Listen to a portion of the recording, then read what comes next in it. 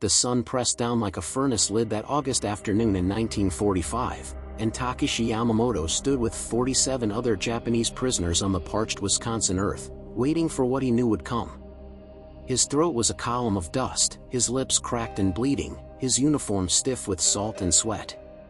The cattle car journey from California had taken 5 days, 5 days without adequate water, without space to sit, without dignity. Now, lined up outside Camp McCoy, he closed his eyes and steadied himself for the violence that honor demanded he endure without flinching.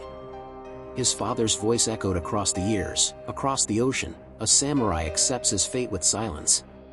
But Takeshi was no samurai, only a 23-year-old farm boy from Kyushu who had believed the emperor's promise that death was preferable to capture, and who now stood among the living, bearing a shame deeper than any wound. The American soldier approaching them was massive, taller than any man Takeshi had seen, with skin burned red by the same sun that had scorched the Pacific Islands where Takeshi had fought. The soldier carried something in his hands, and Takeshi's muscles tensed involuntarily.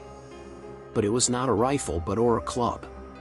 It was a tin cup, beaded with condensation, catching the light like a handful of diamonds. The soldier stopped in front of the first prisoner, a skeletal man named Hiroshi who had lost his teeth to scurvy on Saipan, and extended the cup toward him. For a long moment, no one moved. The cup hung in the air between them like a question mark, like a riddle with no answer.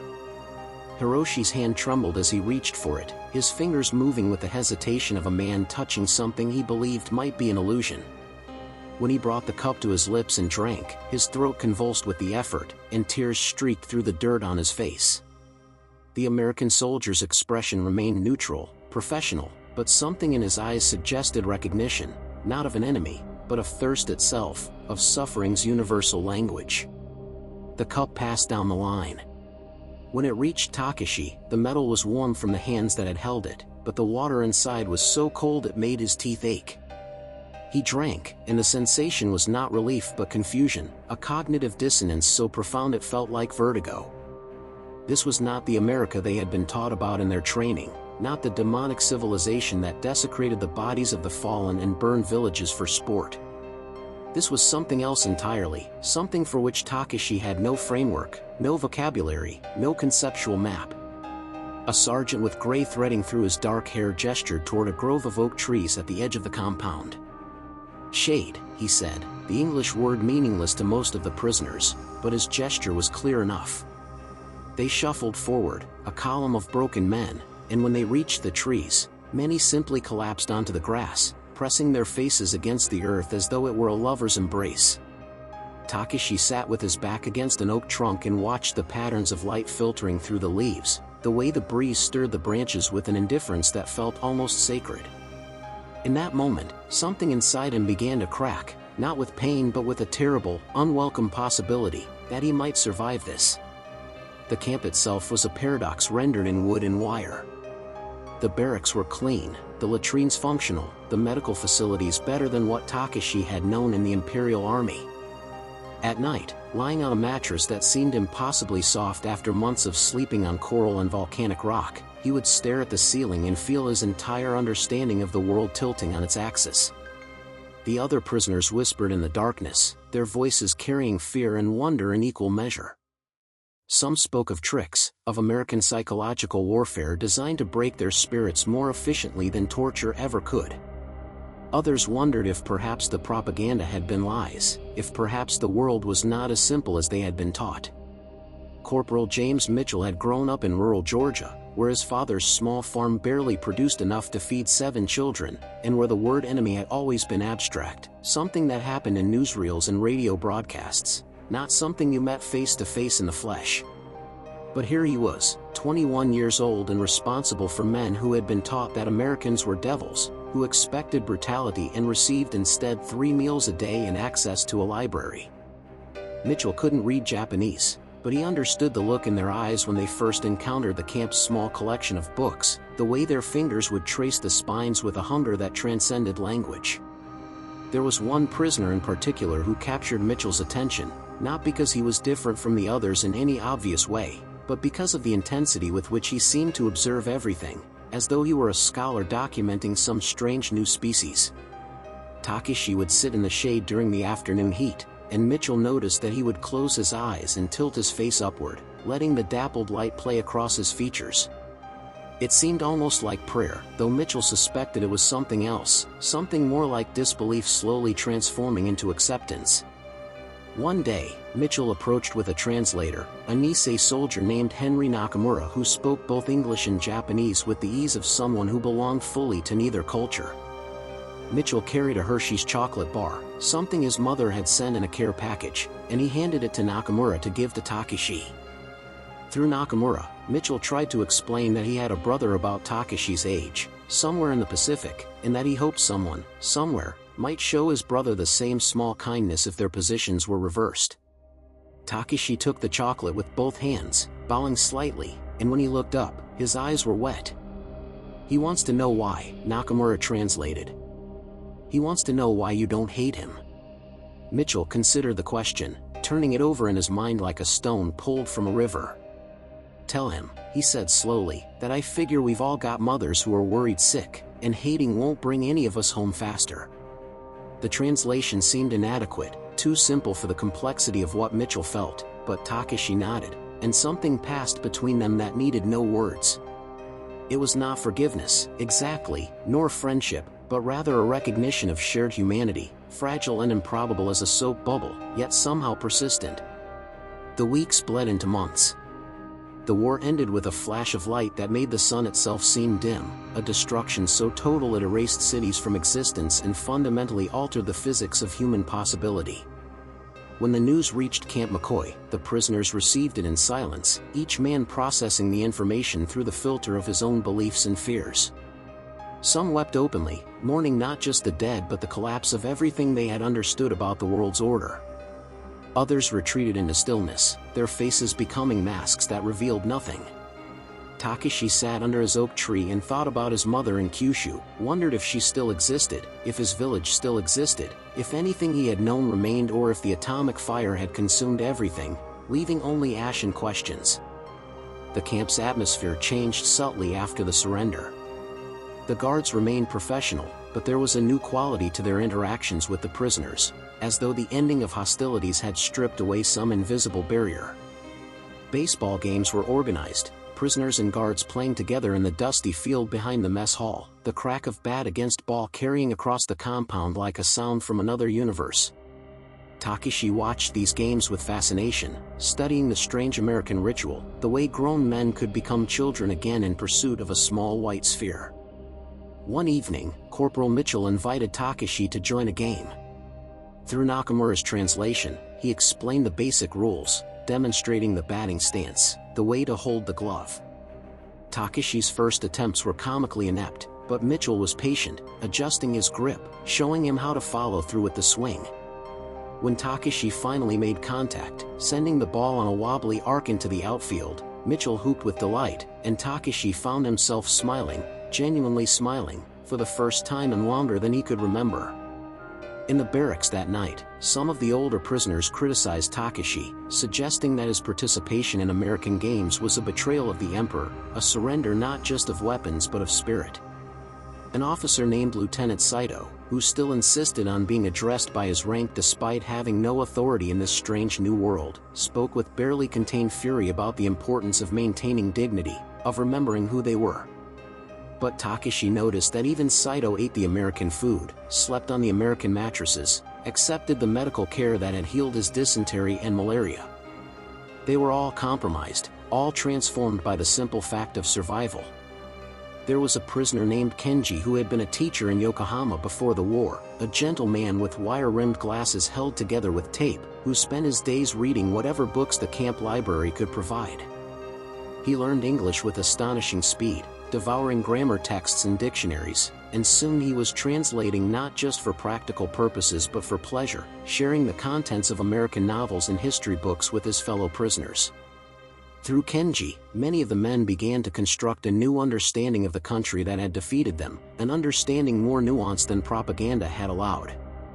Kenji told them about a speech he had read by a man named Abraham Lincoln, who had spoken of malice toward none and charity for all, who had argued that former enemies must become fellow citizens.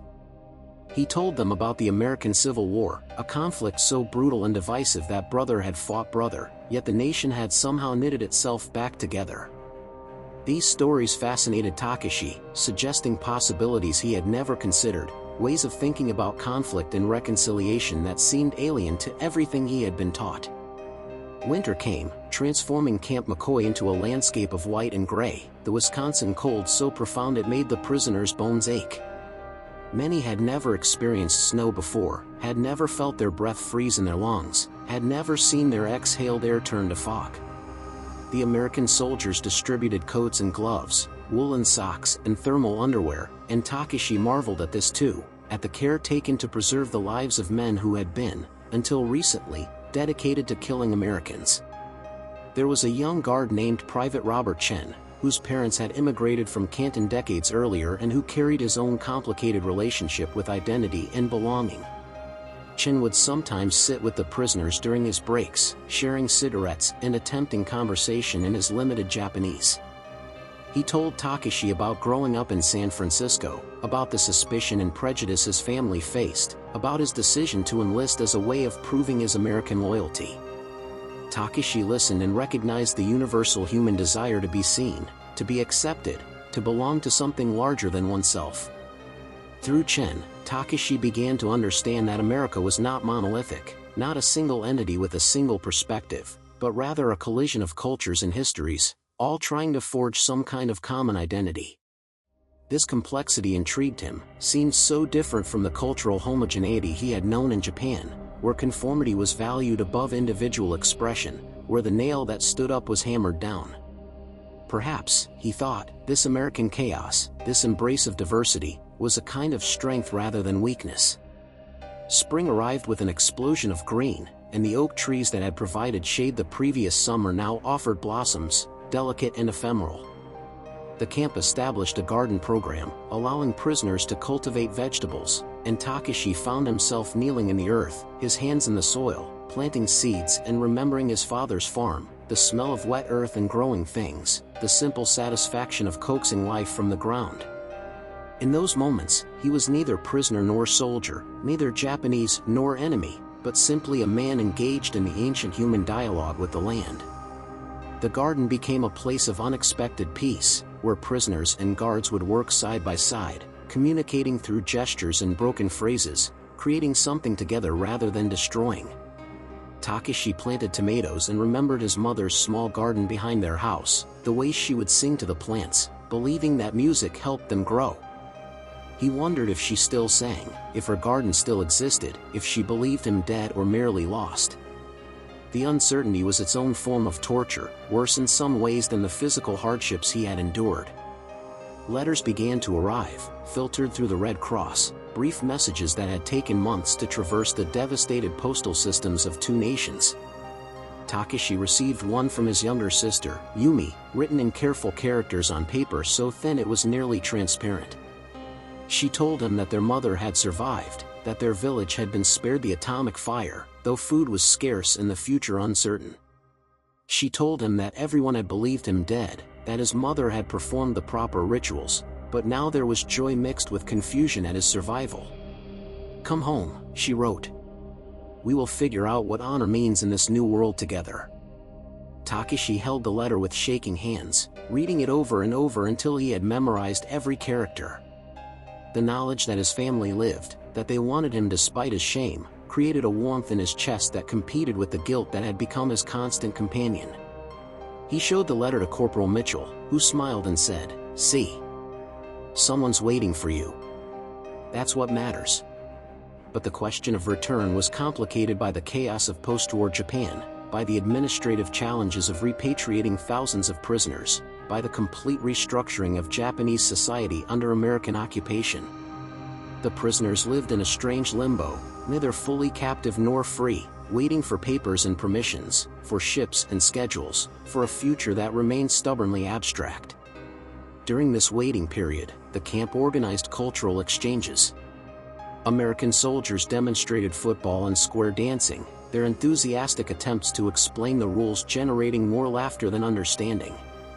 In return, the Japanese prisoners taught origami, the art of folding paper into shapes that seemed to defy geometry, and performed traditional songs, their voices carrying melodies that spoke of mountains and rivers, of seasons changing and time passing. These exchanges were awkward and imperfect, marked by misunderstandings and mistranslations, yet they created a space where humanity could breathe, where the categories of enemy and ally became less rigid. Takeshi learned that Corporal Mitchell had received news that his brother had died in the invasion of Okinawa, killed by Japanese artillery in the war's final months. When Nakamura translated this information, Takeshi felt a weight settle on his chest, a recognition that he might have fired the very shells that killed Mitchell's brother, that the man who had shown him kindness had every reason to hate him. He approached Mitchell with trepidation, bowing deeply, trying to find words for a remorse that transcended language.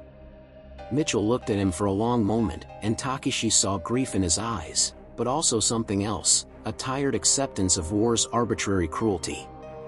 "It wasn't you," Mitchell said through Nakamura. "It was the war. The war killed him, not any particular person." The distinction seemed important to Mitchell, a way of preserving his ability to see Takeshi as human rather than as the embodiment of his loss.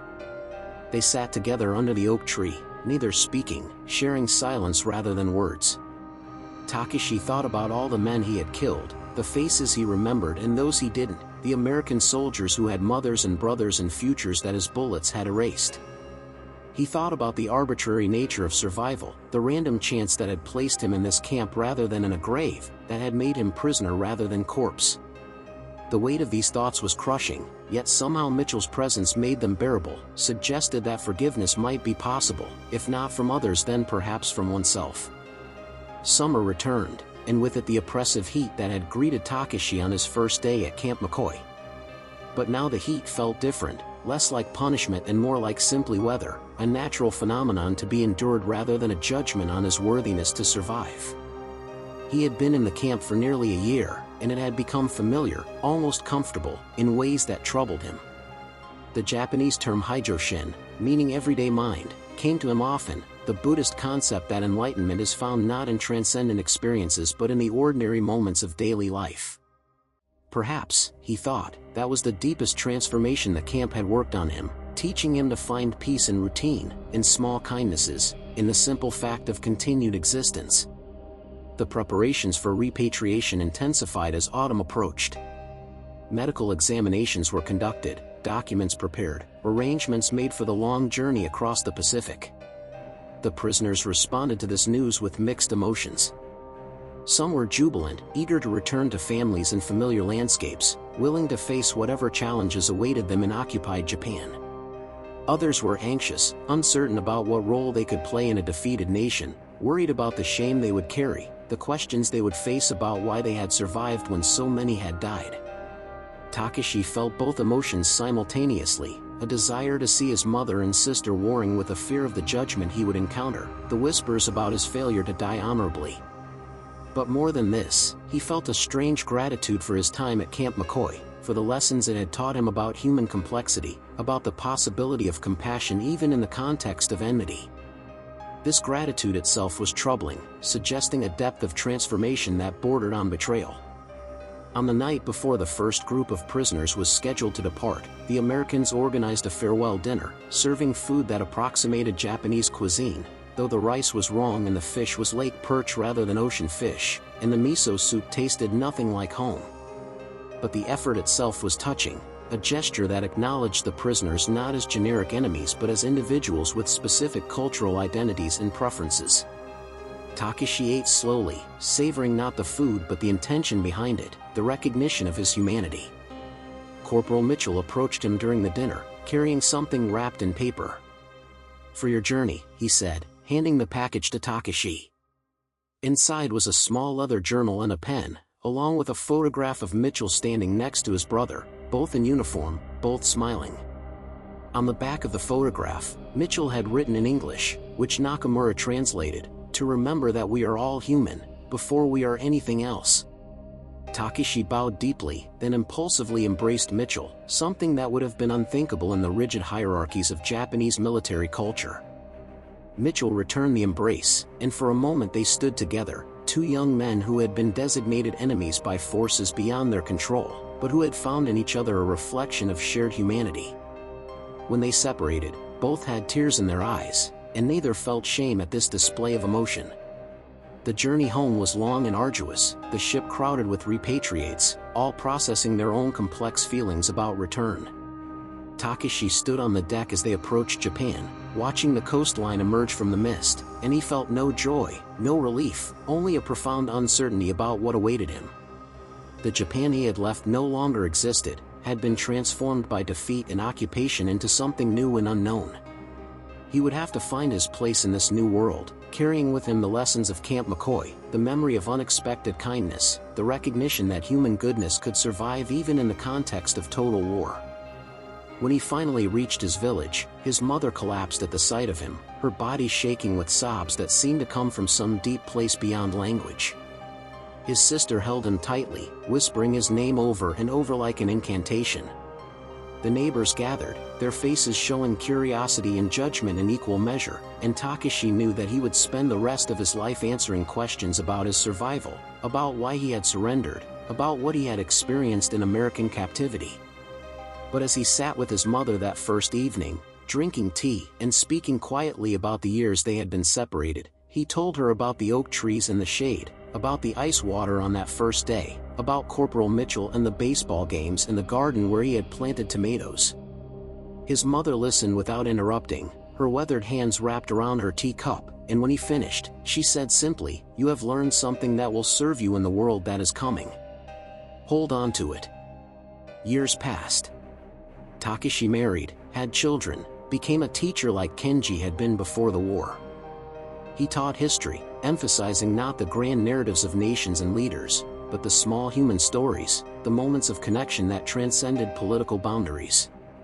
He kept Mitchell's photograph on his desk, and sometimes his students would ask about it, about the American soldier who smiled next to a Japanese man.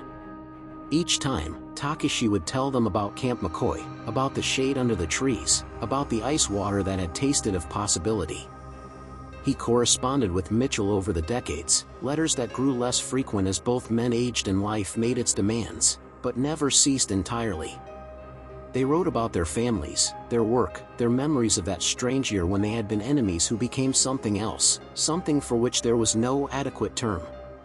In one letter, Mitchell wrote, "I think we were lucky, you and I, to have learned so young that the designations we give each other matter less than our common humanity.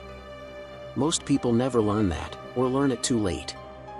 Takeshi agreed, though he added in his response that the lesson had been painful, requiring him to dismantle everything he had believed about honor, duty, and national identity. But perhaps, he wrote, that dismantling had been necessary, a kind of death that made possible a new kind of life. He quoted a haiku by Basho, "The old pond, a frog jumps in, the sound of water." Sometimes, he explained, transformation happens in an instant, a single splash that changes everything, and sometimes we spend our whole lives understanding what that splash meant. In his old age, Takeshi would sit in his garden, which had grown over the years to include not just vegetables but also flowering trees and carefully placed stones, a space that combined Japanese aesthetic principles with the practical American approach he had learned at Camp McCoy. His grandchildren would play around him, their laughter carrying on the breeze, and he would think about the oak trees in Wisconsin, about the young man he had been, terrified and ashamed, waiting for beatings that never came. He would think about the cup of ice water, about how such a simple gesture had initiated a transformation so profound it had reshaped his understanding of what it meant to be human. He would think about Mitchell, about all the guards at Camp McCoy who had chosen compassion over cruelty, kindness over revenge, and he would feel grateful for the accident of fate that had placed him in that particular camp, with those particular men, at that particular moment in history. The story of Camp McCoy was not unique. There were other camps, other prisoners, other guards who chose humanity over hatred. But for Takeshi, it was his story, the crucible in which his understanding of the world had been melted down and reforged into something new. The shade under the trees had been literal on that first day, a physical relief from the brutal sun, but over time it had become metaphorical, a representation of the unexpected shelter that human compassion can provide, even in the darkest circumstances. As the sun set on another day, Painting the sky in shades of orange and pink, Takashi closed his eyes and felt the breeze on his face, and for a moment he was 23 again, standing in the Wisconsin heat, expecting violence and receiving instead a cup of cold water and the beginning of wisdom.